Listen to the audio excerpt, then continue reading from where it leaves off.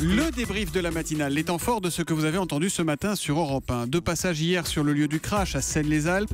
François Hollande est-il trop présent? En fait-il un peu trop dans le registre de l'émotion?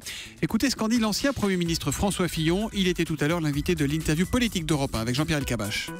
Dans ces circonstances, les responsables politiques doivent faire preuve d'une très grande pudeur et d'une très grande réserve. Ce qu'on attend, c'est d'écouter, d'entendre les experts. Mais voilà, je pense qu'il faut juste que les hommes politiques restent un petit peu en retrait. C'est une façon de témoigner leur considération à l'égard des victimes et des familles.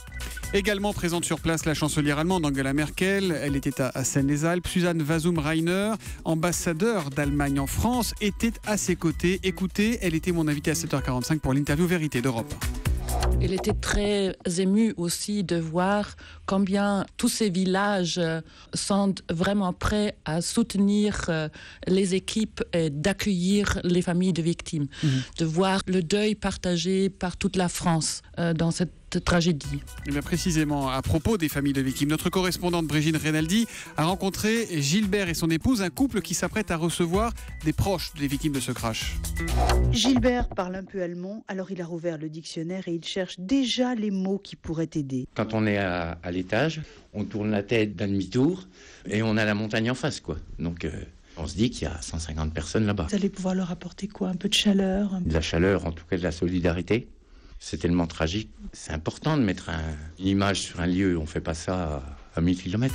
Et puis on vous le dit depuis ce matin, les enregistrements de la boîte noire qui a été retrouvée auraient révélé que l'un des deux pilotes aurait quitté le cockpit et se serait trouvé bloqué à l'extérieur. Cet élément vous fait beaucoup réagir. On a beaucoup de questions au 3921 et notamment un appel de Jérôme. Bonjour Jérôme. Bonjour Thomas. Quelle est votre question, mon cher Jérôme? Oui, je voulais savoir pourquoi on ne peut pas enregistrer l'image avec le son dans les boîtes noires. Pourquoi on ne peut pas enregistrer via une petite caméra une vidéo dans le cockpit pour voir ce qui se passe?